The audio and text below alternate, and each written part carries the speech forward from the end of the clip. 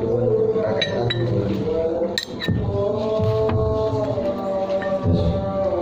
Terima kasih banyak atas materi yang disampaikan oleh Kiai Haji Aziz Hasbullah, yang mana kesimpulannya yaitu ketika ada suatu permasalahan hukum, maka kita harus melihat faktornya dulu. Nah, faktornya itu yang menjadi yang menjadi acuan untuk mengkontekstualisasikannya, dilihat dari tempat dan juga waktu yang bersangkutan itu.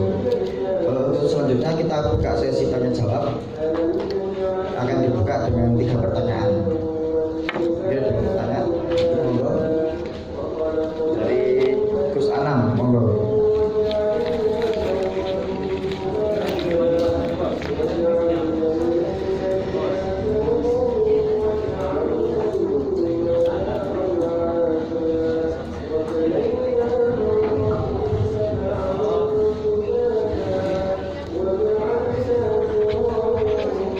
Assalamualaikum warahmatullahi wabarakatuh.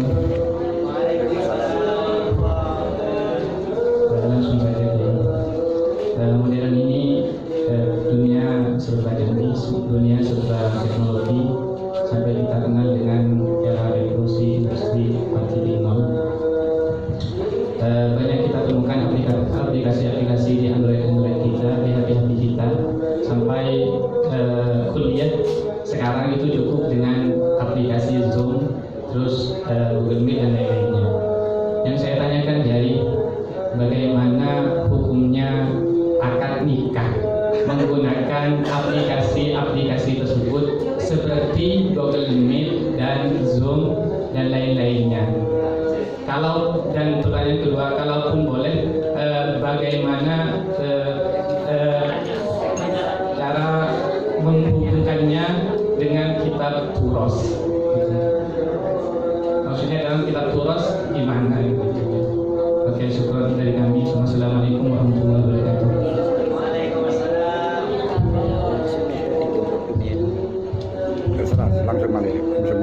Yang selanjutnya silakan.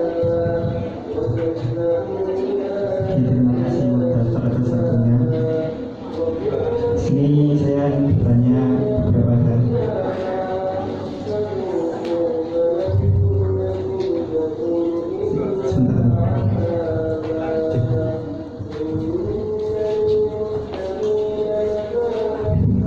Yang pertama tadi kan dijelaskan dalam masalah muamalah itu terdapat 2 aspek, yaitu aspek formulasi atau secara formal, yang kedua secara batin.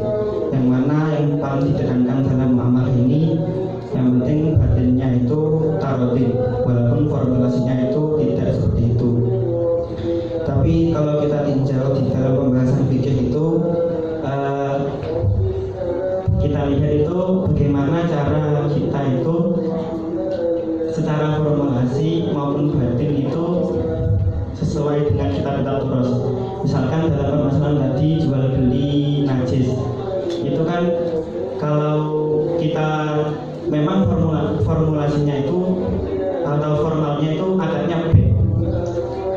Tapi kalau kita tinjau di kitab Turos kan B tidak boleh dengan barang yang najis. Tapi tadi dijelaskan bahwasanya yang paling penting itu bukan secara formal, tapi secara batin, yaitu tarotin.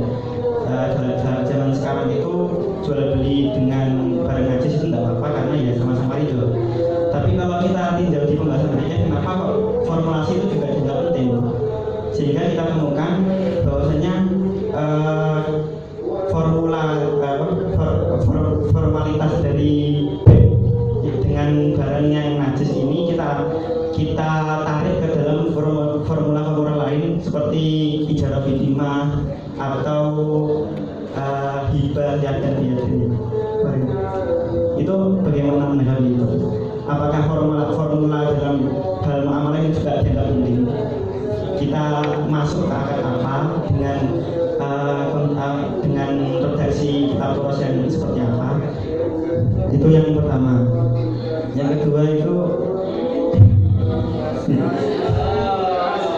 tadi kan disebutkan bahwasanya hukum syariat itu ada hukum yang ibadah, ada yang sosial. Yang mana kalau hukum sosial itu wilayahnya pemerintah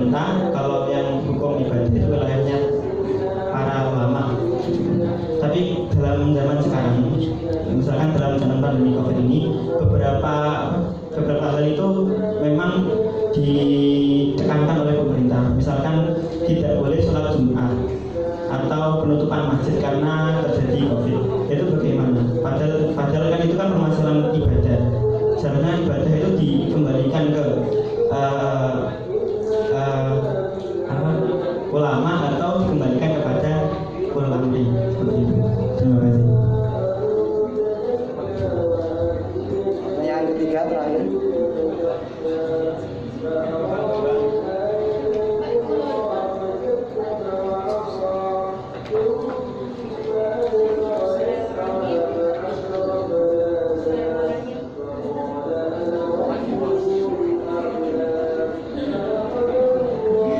Bismillahirrahmanirrahim.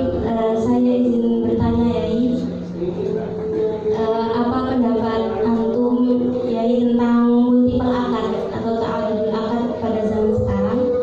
Kemudian apakah ahli waris yang telah meninggal itu berhak untuk menerima harta warisan dari ayahnya? Misalkan ayahnya meninggal tahun 2018, kemudian disusul meninggalnya anaknya pada tahun 2020, dan harta itu baru dibagi pada tahun 2021. Apakah anak yang meninggal pada tahun 2020 ini berhak mendapatkan warisan dari sang ayah? Yai, mungkin dari saya.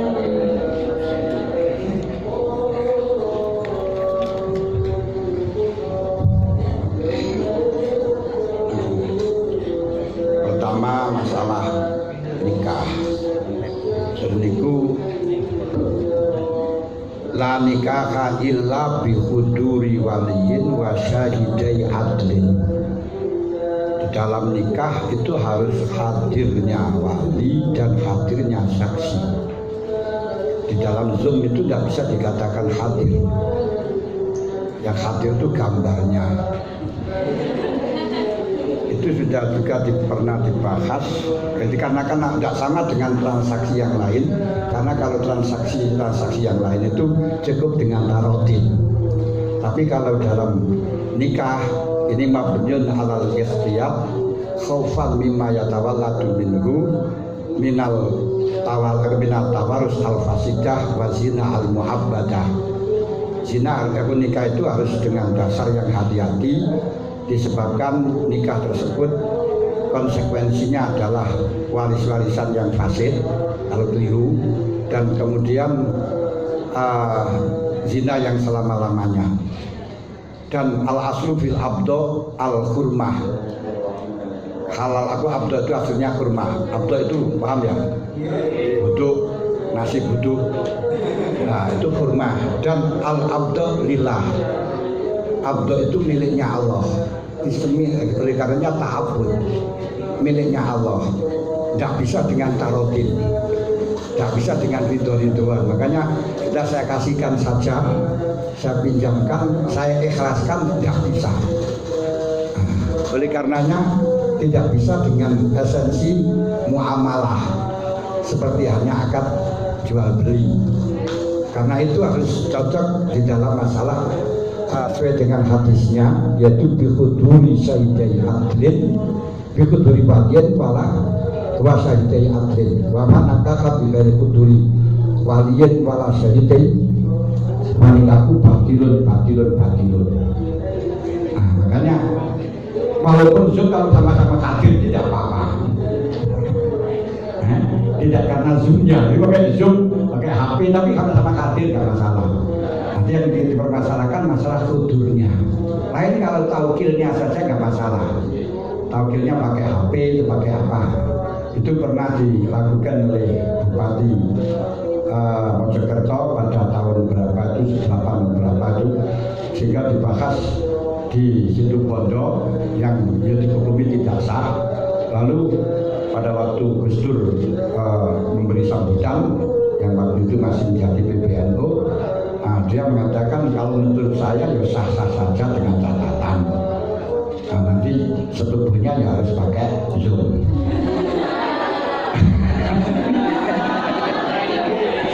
Tapi waktu dulu belum Zoom, telekonferensi. telekonferensi karena dulu belum berpada Zoom, kalau sekarang ada Zoom. Nah, waktu itu dengan pakai telekonferensi, bagaimana hukumnya nikah dengan pakai telekonferensi. Pokoknya yang penting hadir, seakan hadir tidak. Nah, kecuali di dalam masalah taukilnya saja itu kan pakai surat dan itu boleh, dengan khobar silki itu boleh. Ini jadi urusannya ini karena al-abdu lillah itu miliknya Allah. Nah, karena milik Allah tidak bisa dihalalkan, tidak bisa digratiskan, tidak bisa dibahkan. Oleh karenanya harus izin dari Allah. Izin dari Allah misalnya harus khudur. Nah, makanya itu tidak bisa.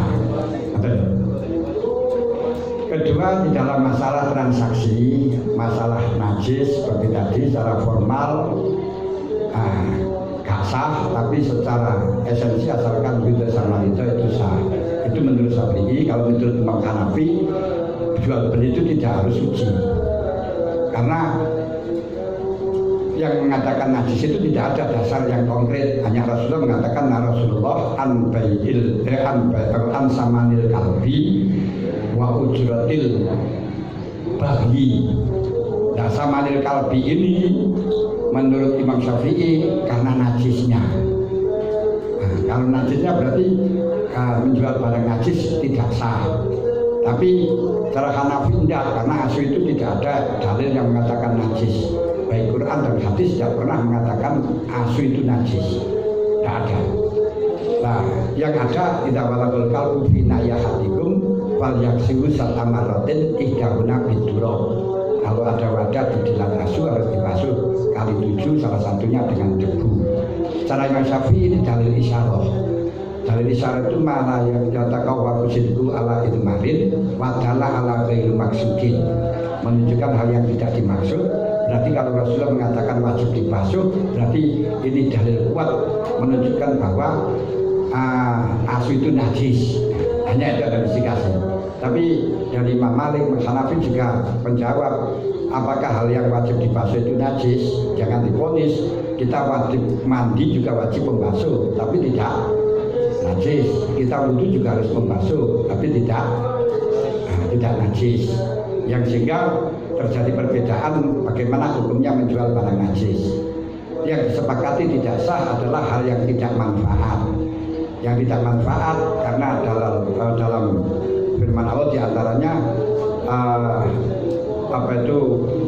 sonam, bayi sonam. Nah, Rasulullah kan bayi sonam. Rasulullah melarang bayi sonam. Nah, sonam itu di dalam Al-Quran dikatakan tidak ada manfaatnya, tidak ada madorotnya. Karena Allah Ta'ala ketika Nabi Ibrahim bertanya kepada kaumnya, lima ta'budu ma la yadurru wa la yanfa'u. Berarti alasan Rasulullah melarang bayi sonam karena tidak ada manfaatnya, yang sehingga menjual barang yang tidak manfaat ini tidak sah.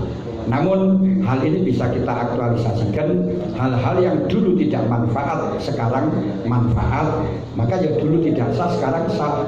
Seperti hanya sampah itu dulu nggak sah dijual belikan karena tidak manfaat, tapi kalau sekarang manfaat maka diperbolehkan. Nah, terus seperti dulu tidak manfaat, tapi kalau sekarang manfaat ya tidak masalah. Nah, macam ini cara aktualnya. Karena apa? Di dalam itu Beturos mengatakan dut tidak sah karena tidak ada manfaat barang gizi. Nah, tapi kita kembangkan. Ya betul kalau tidak ada manfaat. Kalau sekarang sudah manfaat, sudah tidak masalah, sudah halal. Karena teks dari Quran hadis yang melarang untuk menjual dut nggak ada. Tapi itu rumusan ulama yang berdasar karena tidak ada manfaat dengan dasar Rasulullah an bayi sonam. Nah, kalau sekarang sudah bisa diketahui kemanfaatannya, silakan, nggak masalah. Kenapa nggak boleh? Jadi diantaranya di dalam masalah cara aktualisasinya itu jangan kita pakai teksnya, tapi harus pakai rumusannya itu permasalahannya apa, faktornya apa, dan faktor itu masih ada apa enggak. Oleh karenanya seperti dalam kutub Durus kita menjual pedang di kafir harbi itu tidak sah, tidaknya haram tapi tidak sah. Kenapa? Karena latihannya akan digunakan merangi kita. Itu zaman dulu. Kalau sekarang nggak ada perang dengan menggunakan pedang.